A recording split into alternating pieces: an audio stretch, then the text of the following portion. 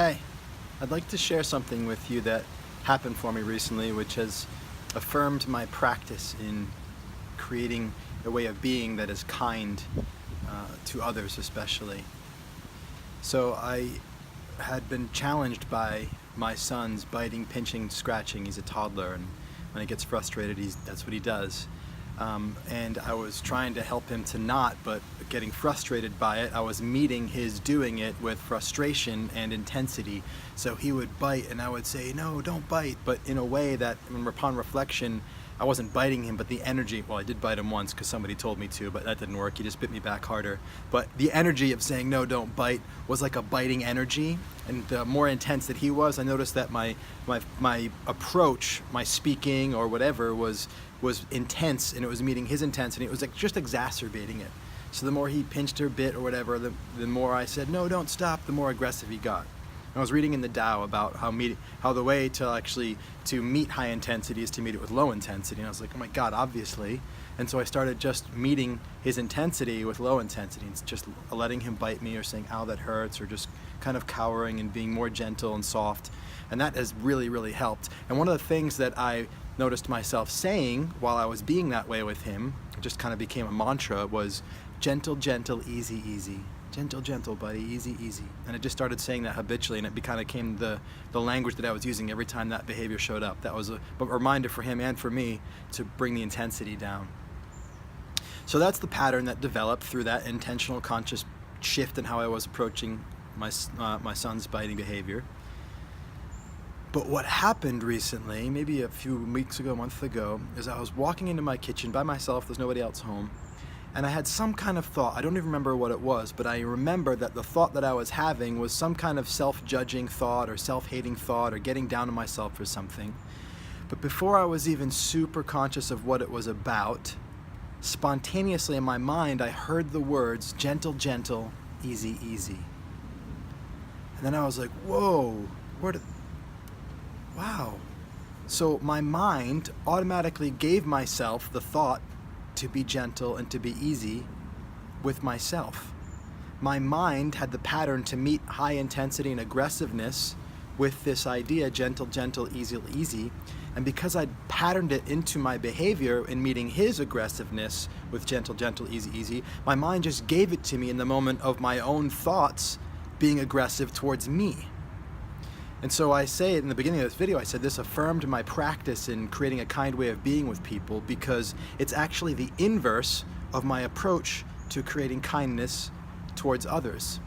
And so what is my approach to creating kindness towards others, to creating a kind way of being? It is to consciously and intentionally treat myself in a kind way inside my head. I pay attention to anything that I'm doing inside my mind that's aggressive, that's self-judging, that's self-hating, that's self-critical. And when I catch myself doing that, when I notice myself doing that, I slow down and I say things to myself. First, I just pause and I feel the feeling behind this idea, whatever it is. Oh, you're not getting enough work done today, or you're never on time, or you're not doing a good enough job for your clients, or you're not making enough money, or these are kind of maybe things that would show up for me or happen to show up from time to time. Self-judgment, self-hate, not useful because they bring my state of being down, which brings my power to create down. Not doesn't feel good, not happy, right? And so what I've done is I've taught myself to become aware of these first of all, but then also once I see them, once I feel them, be with it, feel it, and then remind myself, hey, it's okay, I'm innocent. I'm responsible, but I'm also innocent. Or forgive myself. Hey, I forgive myself for judging myself, for thinking I'm not making enough money. Everything's cool, right? Just whatever I need to do to remind myself that I'm okay. I don't need to do that. And so what happens is, by creating the pattern of responding to my own self-judging and self-hating and self-critical thoughts with gentleness, with kindness, with self-forgiveness, is that the inculcation of that pattern expresses itself when I'm focused on others. When I'm talking to a person and they're judging me, in the same way that I built up the practice to notice the judgment and spontaneously forgive myself of that and create freedom when somebody's judging me or somebody's critical of me, I automatically, not all the time, but a lot of the time, spontaneously find that space to witness the judgment that's occurring. and I spontaneously have the capacity to forgive them and forgive myself for even believing them. And so practicing it in my mind with myself creates the spontaneous capacity to automatically do it towards others.